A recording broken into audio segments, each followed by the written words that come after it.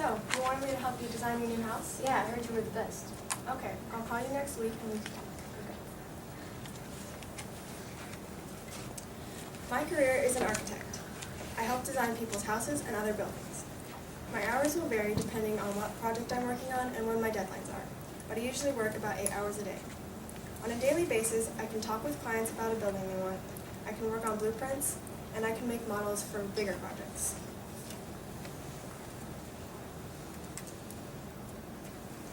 My top 3 career choices were architect, marketing manager, and environmental restoration planner. A marketing manager designs things to make an idea or product sell better. An ERP works to make the environment more healthy. They usually work with a group of scientists and engineers.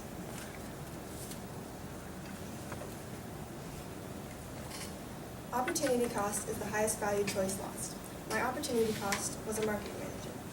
I wanted to be an architect because I got to use my creativity to design buildings and help people.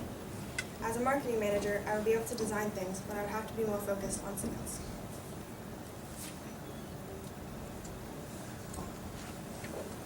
The reasons why we want to pursue a job are the positive incentives.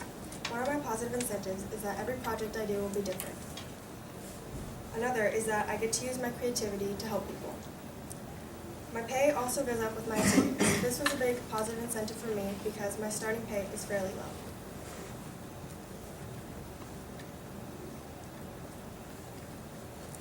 Although my job comes with many positive incentives, there are also some negative ones. One is that becoming an architect is very long, competitive, and usually expensive. It can take up to 5 years to get your bachelor's degree and 2 or more to get your master's.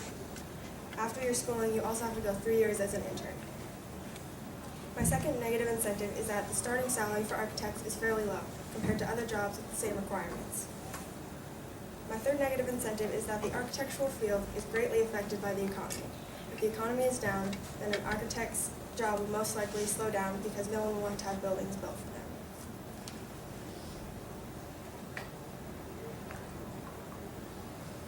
This is my budget. My yearly salary is $50,000 and my monthly salary is $4,166.66. My housing is $375 a month, which includes my rental insurance and half of my apartment cost since I'm sharing with a roommate. I live in Wichita, Kansas in North Park Apartments. For transportation, I pay $445 a month, and I drive a used $12,000 2013 Toyota Camry, which I'll pay off in 5 years. For utilities, I pay $235, which includes gas, electric, and city utilities, which I share with a roommate. And I only have one cell phone, so my phone bill will be fairly cheap. For taxes, I pay $1,028.74 a month, which includes federal and state income tax, Social Security, and Medicare. I pay $350 a month for food and $0 a month for medical insurance since my company pays for me. For school loans, I pay $240 a month, and toiletries, I pay $125 a month. The rest of my budget is $1,667.92, which I use for discretionary, which is basically just my wants and not my needs. I give $400 to charity, which is 10% of my budget, and $415 to savings.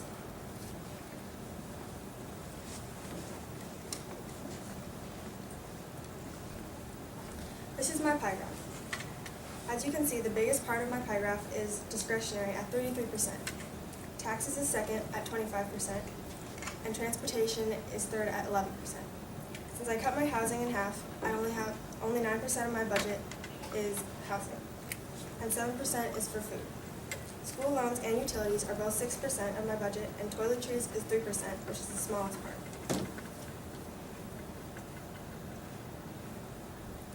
Like anyone else, I'll probably want so much of something that I'll have to give up something else for. This is called a trade-off. One of the trade-offs I made was giving up a new car for giving 10% to charity. I also gave up living by myself for a lower rental cost. I also gave up having a pet for more savings.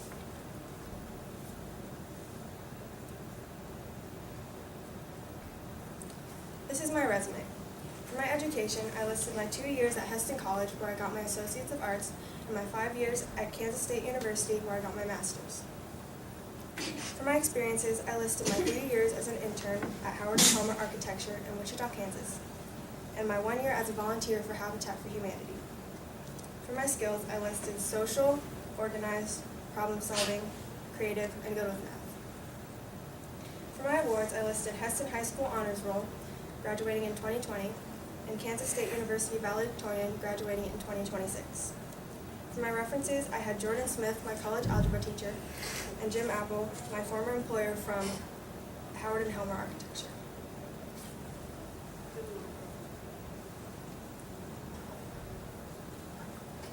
This is my letter of application. I'm writing to Mr. Jim Apple, as I said before, my former employer from Howard and Helmer, and I'll also be writing to him for a permanent job there. I'm writing to him about any architectural job with the opportunity of moving up.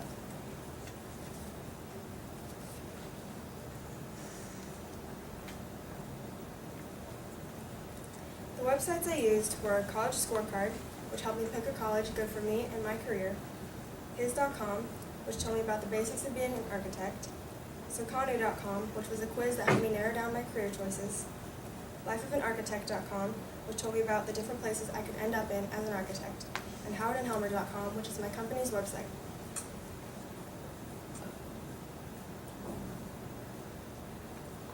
These are my 2 articles. 10 things architects want you to know that they do, and do you want to be an architect?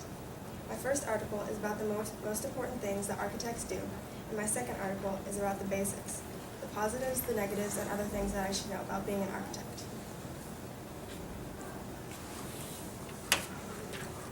So, does this look good?